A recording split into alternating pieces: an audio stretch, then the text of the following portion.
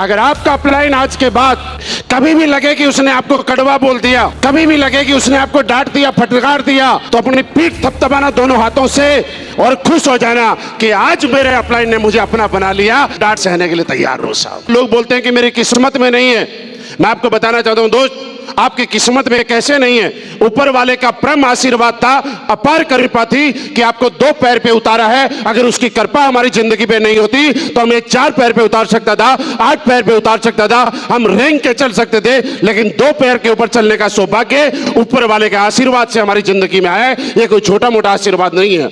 दूसरी चीज, लोग बोलते हैं कि सर कामयाब होने के लिए कड़ी मेहनत करनी पड़ती है, किस्मत से कुछ नहीं होता। मैं एक चीज और बताना चाहता हूं कि कामयाब होने के लिए सबसे पहले आपके साथ आपकी किस्मत का होना भी बहुत जरूरी है। आज आप इस हॉल में बैठे हैं, अब तक ये आपकी किस्मत ही है। आज आपको पता है कि आप असलीफेस वेलनेस के अंदर हैं, ये आपकी किस्मत है। आप मुझे बताइए, आज जब हम जिस साल में हैं 2025 में असलीफेस वेलनेस में लोग ज्वाइन होंगे कि नहीं होंगे? बोल के बताइएगा। 2030 में, 2035 में, 2040 में, आप मुझे एक चीज बताइए, अगर 2030 में जिसको ज्वाइन होना है और आज मेरे जैसा कोई आदमी उसको प्लान दे देगा तो वह आज ज्वाइन होगा या 2030 में होगा? आज ज्वाइन होगा, लेकिन 2030 में वो इसलिए ज्वाइन होगा कि अगले 8 साल तक उसकी किस्मत में असलीफेस वेलनेस नहीं है। हम लोग सौभाग्यशाली हैं कि हमारी किस्मत खुल चुकी है, किस्मत में इतना दमदार प्लेटफॉर्म आ चुका है। किस्मत का नाम है मौका। किस्मत ने हमें मौका दिया, हमारे मेहनत इस तरह से हम लोग आज के बात करेंगे कि पूरी दुनिया को चौंका देंगे। तैयार हैं?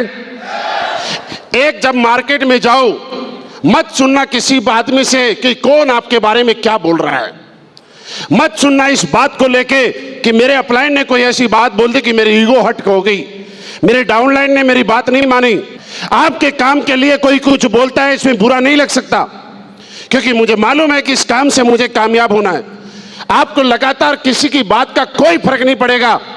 हमें भी पता है कि डाउनलाइन कभी बात मानेगी, कभी अपलाइन डांट भी देगा।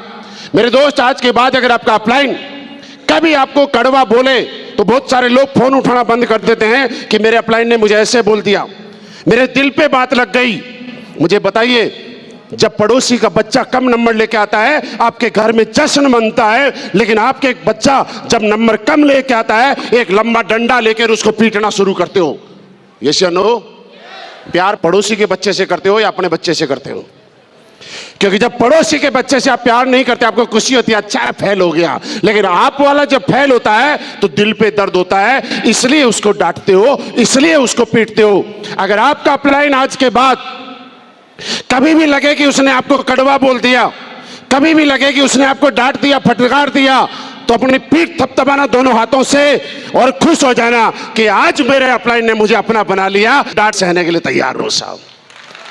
अपलाइन की डांट आपको जिंदगी में कहां से कहां पहुंचा सकती है, और फिर भी आपके समझ में ना आए तो एक चीज और सोचना, ठीक है किसी ने डांट दिया, मैं नेगेटिव हो गया, और एक डायरी लेके लिखना नेगेटिव होने के फायदे, और दूसरी साइड में लिखना नेगेटिव ना होने के फायदे। नेगेटिव होने का एक फायदा होगा कि ज्वाइन तो मैंने भी किया था, कुछ नहीं हुआ, लेकिन पॉजिटिव होने का फायदा यह होगा कि स्टेज पे जब आओगे तो ताल कटोरा स्टेडियम में आपके लिए तालियां बज रही होंगी। तो इस काम को दमदारी से करना है। करने के लिए तैयार हैं? कभी अगर आप चल चुके हो तो मेरे दोस्त पीछे मुड़ के मत देखना, अपने ऊपर फेलियर का टैग मत लगाना, कि किस्मत से मौका मिला है, दूरी तय हो चुकी है, काम यहां नहीं तो कहीं और, कहीं तो करना पड़ेगा। और ऐसा बोला जाता है डायरेक्ट सेलिंग के अंदर कामयाब होना किसी कमजोर आदमी का काम नहीं है साहब, या मैं यूं कहूं कि डायरेक्ट सेलिंग में कामयाब होना सिर्फ मर्दों का काम है। मर्दों का काम का मतलब ये नहीं समझना कि मर्द वही है जो जेंट्स है। आपने सुना है ना, खूब लड़ी मर्दानी वो तो झांसी वाली रानी थी, सुना है ना? मर्दों का शब्द का मतलब यह नहीं समझना कि आदमी है, इसका मतलब यह है कि वो काम और अपना रोल इस तरह से निभाए कि जिस काम के लिए जाए उस काम के अंदर अपनी मंजिल को पाके आ जाए और किस तरह से करना है मैं आपको बताऊं। एक छोटी सी कहानी बताता हूं पहले मैं आपको। एक रोहतक के पास का एक शराबी आदमी था, तो उसका काम क्या था, डेली दारू पी के घर आ जाता। उसकी बीवी बोलती, अजी घर बर्बाद हो गया, परिवार बर्बाद हो गया, आप क्यों दारू पीते हो? वो बोलता, नहीं मैं तो पीऊंगा। बोला क्यों? बोला मैं मर्द हूं। फिर वो 5-7 दिन के बाद आता, घर में झगड़ा करता, हल्ला मचाता। उसकी बीवी फिर बोलती, अजी मत पिया करो, तुम्हारे बच्चे बिगड़ जाएंगे, बच्चे बड़े हो गए। बोला नहीं मैं तो पीऊंगा, मैं तो मर्द हूं। फिर आता, रात को हंगामा होता, पड़ोसी आते, फिर बोलता है सर कि दारू क्यों पी रहा है? तो बोलता नहीं मैं तो पीऊंगा, मैं तो मर्द हूं। एक दिन क्या हुआ, रात को 12-1 बजे उसके घर में चोर घुस गए, और चोर घुसने के बाद सारा सामान लपेटने लग गए। जब सारा सामान लपेटने लग गए तो उसकी वाइफ जगी और अपने पति देव को जगा रही है, साहब उठो चोर आ गए। तो उसने इधर उधर देखा, चोर आ गए। तो उसने चुपके से चारपाई के नीचे घुस गया, और उसकी वाइफ बोल रही है कि चोर आ गए बचाओ। और उसने 3-4 चोर को देख के वो डर गया, और जब तक चोर सारा सामान नहीं लेके गए तब तक वो चारपाई के नीचे छुपा रहा। और उसकी बीवी बड़े गुस्से में आई, अरे बोलती तू तो डेली कहता था कि मैं मर्द हूं मर्द हूं मर्द हूं, और ये चोर आए और तू छुपा रहा। बोला भगवान तेरा ही तो मर्द हूं, इन चोरों का मर्द थोड़ा ही हूं। तो मेरे दोस्त, असली मर्दान की इस बात में नहीं है कि आप टीम के ऊपर जाके आदेश चलाएं। असली मर्दों वाली बात इस बात पे नहीं है कि अपलाइन ने कुछ बोल दिया और मैं आंख दिखा के बात करूं। असली मर्दों वाली बात तो यह है कि किसी ने मुझे बोला कि तू नहीं कर पाएगा, और मैंने बोला तेरे को करके दिखाता हूं। किसी ने बोला कि इतना आसान नहीं है जगुआर लेना, और आपके अंदर से आवाज आई कि किसी और के लिए काम करूं या ना करूं, मैं तेरे को जरूर करके दिखाऊंगा। मेरे दोस्त, यहां से एक चीज समझना, बात लोग बोले वो आपको लगनी चाहिए, बात जो लोग आपके खिलाफ बोले वो चुपनी चाहिए। बात अगर कोई आपके खिलाफ बोले तो उसका आपको दर्द होना चाहिए, और आपके अंदर एक कमिटमेंट आना चाहिए कि दुनिया जहर उगलेगी लेकिन मैं उसको हर चीज को बर्दाश्त करूंगा, और बर्दाश्त करने के बाद मैं उनको साबित करके दिखाऊंगा। जब तक कामयाब ना हो जाओ, गुस्से में किसी को जवाब मत देना, गुस्सा किसी के ऊपर मत करना, क्योंकि दुनिया प्यार मांगती है, और प्यार करने वाले के पास दुनिया सब कुछ न्योछावर कर देती है। छोटी सी बात से बताता हूं, आपके खेत में सांप आता होगा, और वो सांप जो है वो जहर उगलता है, और आप डंडा लेके उसको मारने के लिए जाते हैं, और वही जब कोई जहर पीता है तो उसको लोग नीलकंठ महादेव के नाम से पूजते हैं।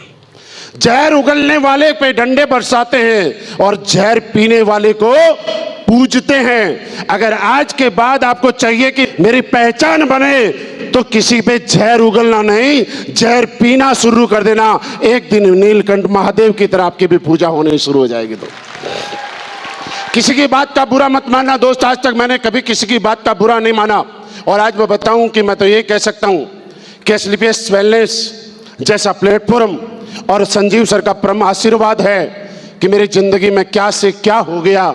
मैंने कभी नहीं सोचा था, मैं तो एक साइकिल वाला आदमी हूं, साइकिल से आया था, 500 रुपए की साइकिल से प्लान दिखाने के लिए जाया करता था। लेकिन फर्क इस बात से नहीं था कि मैं 500 रुपए की साइकिल से प्लान दिखाना चाहता हूं, मेरे दिमाग में विचार था कि आज तक मेरा प्लेटफॉर्म कमजोर था तो मैं साइकिल चलाता था, अब मेरे पास स्लीपियस वेलनेस आई, अब मैं जगुआर भी चलाऊंगा, ऑडी भी चलाऊंगा, मर्सिडीज भी चलाऊंगा, और आज तकरीबन 200 गाड़ियों का, लग्जरी गाड़ियों का काफिला अपनी टीम के अंदर है। यह हमारे लिए सबसे बड़ी बात है दोस्त। बात करें कि स्लीपियस वेलनेस क्या है, आप समझ के जाना। मैं किसी कंपनी की बुराई नहीं कर रहा हूं, लेकिन आपको प्राउड फील होना चाहिए आज कि आप कंपनी नहीं कर रहे हो, स्लीपियस वेलनेस में हो। क्या है मैं समझाता हूं।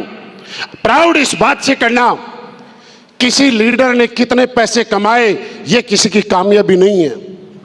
कामयाबी इस बात में है कि आपके डाउन में, आपकी टीम में, आपके साथ आए हुए कितने लोग हैं जिन्होंने पैसे कमाए और कामयाब हैं।